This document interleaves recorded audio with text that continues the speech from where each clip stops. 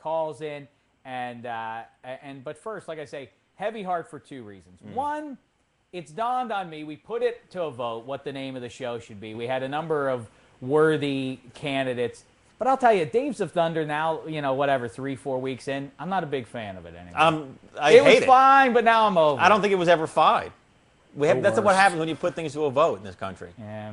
Well, I'm not a. What are we going to do about it? Isn't it kind of set in stone now? You just said it's our show. I really think that maybe Dave Dameshek Vanity Project starring Feeney is a good idea. The Dave Dameshek Vanity Project starring David Feeney. I just like it.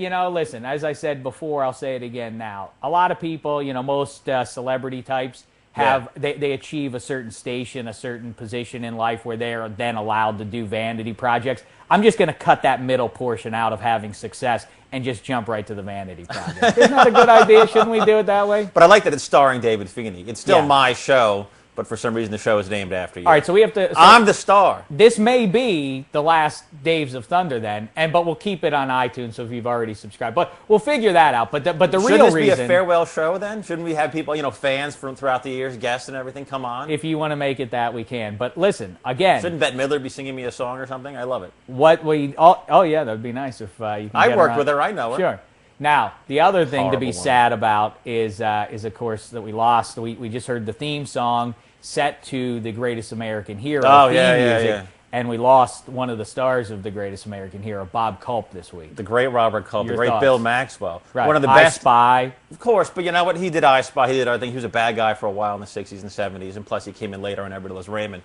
But he's always going to be an FBI for our agent. generation, right? I think for generations to come, Bill Maxwell, FBI, one of the great supporting characters, not just of the 80s, of all time, I think, in TV. Yeah. Especially hour-long dramas. He was snarky. Great. Yeah, it was a funny show. I mean, funny in the sense that it wasn't a drama nor a comedy. It was something in between. In the industry, we call it a dramedy. A dramedy, yes. It was starring also the formerly foxy Connie Selica. Right? I still think foxy. I saw her at Ralph's maybe last year. She looked great. She's with John Tesh, though. So Doesn't what? She can't less fall in love appealing? like everybody else? No, it's kind of like, Sheridan, Nicole Sheridan's not foxy. Nicolette Sheridan. She's not foxy really anymore, but isn't it repellent when you heard that she was with Michael Bolton? Well, if that's her decision-making, then I want nothing to do with it. This is your problem, and I heard this about you when people warned me about doing this show. Once a woman hits 40, you think they should just go into hiding. No, you don't want to see wrinkles. You don't want to see crow's feet. I don't like... 40, you're as good as dead. I don't care how foxy a woman is. If one of my friends has been with her, then that's it. I would never be with her. I could never do that. But I know a lot of people who... where a woman was with one friend and then another friend still sees fit to be with her. I could never do such a thing. I work with a guy, I'm not going to say his name. He's a famous actor, but I'm not going to say his name, who I found out had once been with Andy McDowell, and I couldn't stand this guy. Ruined Groundhog Day forever. I went home, cracked the CD and DVD in half. Oh, yeah. So Bob Culp has left us, and first of all, everything gets remade now in show business. Why not Greatest American Hero? I think they're just doing A-Team. It's Cannell. That's Stephen J. Cannell. He just did A-Team, or they're remaking it. I think it's coming out this summer. I think that'll be down the All right, so we'll look forward to that. But it also another gets me to summer or thinking, two. The whole premise. Hold on. What about this? Greatest American Hero starring Dave Dameshek. Ooh. You know what? In the William Catt role. Fill in for Bill Catt, who's moved on to adult film work, right? Isn't that what he does? I have no idea. I think that's what he does. I think he legitimately does. Can you say that live and on video? I don't think he does. I don't think he does hardcore wang for the world to see. He does softcore stuff, like Hotel Erotica Cowboy. I could be wrong. Someone check on that. I'm pretty sure that's not John. IMDb right now. Bill Catt's credits. I think he did does Carrie. Don't forget. But also, I do. Of course, I know that now. But since then, not probably the high water. What was his name on Greatest American? Ralph Hinckley?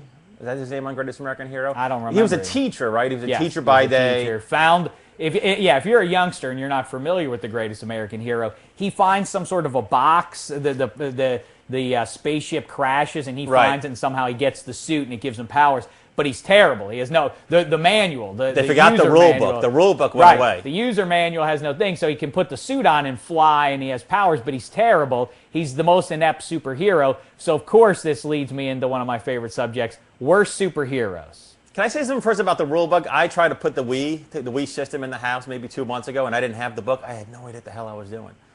I had no idea what I was doing. So operating a thing like that without the rule book, Why would I think you it'd be be able terrible. to? What kind of hubris does it take to think like I can figure out how to play every game on the on No, this not every game. machine? Hooking up the goddamn thing. I couldn't do it. What do you want? So what am I? What's What my I'm saying is that supposed to be what I'm to saying that? is the show is based in reality. Without that rule book, you can't do anything. Isn't that Imagine true with a of anything? superhero. What does that even mean? Of course, yes. No, you need the- my bedside alarm clock. I didn't have a manual for that either. It took no time at all. You plug it in, you do a couple numbers, bang. All right, you're wonderful. Now listen, here's who isn't wonderful. I was thinking about right out of the gate. Let's start at the top of the superhero food Superhero chain. list, yeah.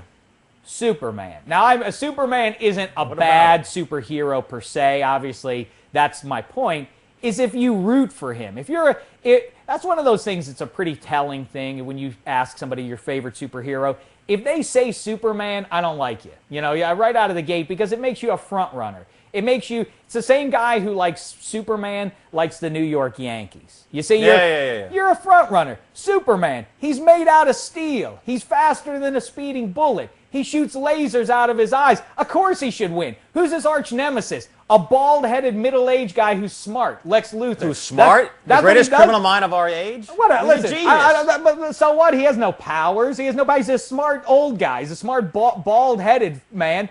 And whose only recourse is to try and seek out the only kryptonite that remains on our universe. We're on the same That's his only page as chance. that. We're on the same He page. can't lose. He can't lose, and yet we're in awe every time Superman wins. Of course he should win. Superman, though, easily defeatable. Just some kryptonite, just a little bit of A little kryptonite, bit. he's done. Good luck finding that kryptonite. Oh, That's no, the it's in problem. Addis Ababa somewhere. I saw So the that's movie. allowed. Do you have any bad superheroes? Oh, my God. First and foremost, I think it would be Apache Chief. Apache Chief, yeah. is one of the worst all time. He neck chuck and he becomes what, 20 feet tall? Well, I'm Which not means sure now how- he can is that what it dunk. was? Is that what it was? I mean, he can now see into the fourth floor window of a I don't like. skyscraper. Yeah, that's interesting. What did he really do? Apache Chief, unlike a lot of the guys, it's never been explained that like obviously Superman is Clark Kent and Batman is Bruce Wayne and so on, but we never are told that Apache Chief has an alter ego. So he just walks around the street dressed in his Native American getup. There's no need to hide yourself. You don't really have that. So right, the so biggest superhero. So like you say, 20 feet tall. Just how about just for the sport of it, just go like 10 feet and play in the NBA and call it a day. In the alter ego, they dress in suits. They have their day clothes. Apache Chief just wears that Indian getup all day. That's what I'm saying. Native Yeah, American getup all day long. He just walks around apparently Metropolis. Yeah. Going to the newsstand, going to the coffee place, and just get dressed like that. And it's just ridiculous to me that that's a superhero. Also, you can judge the superhero by who their arch nemesis is. I just did. Lex Luthor. But Lex Luthor, you couldn't be more wrong. I doubt there's a better evildoer than Lex Luthor. But Apache Chief, who was the guy that he used to fight? Wasn't it like a woman? Like a giant woman was his thing? I don't even know if they developed his character No, they fully did. enough to in have the Legion an of Doom, arch-nemesis. I think. Giganta. Yeah, they always did. doppelganger. Yeah, in the Legion of Doom, you always did have somebody. It was Giganta. probably Solomon Grundy. Solomon Grundy, because the Solomon Grundy. the gonna Green kill you, Lantern yeah. had had the yellow guy, the guy with the yellow ring, right? Right. I think Batman. Sinestro, I think. Batman, right? they teamed up with Mxyzptlk, the guy who says his name back, but he's got to go away. Mxyzptlk. No, Mxyzptlk is one of Superman's lesser foes. And then you got, of course, Joker, Penguin, Riddler.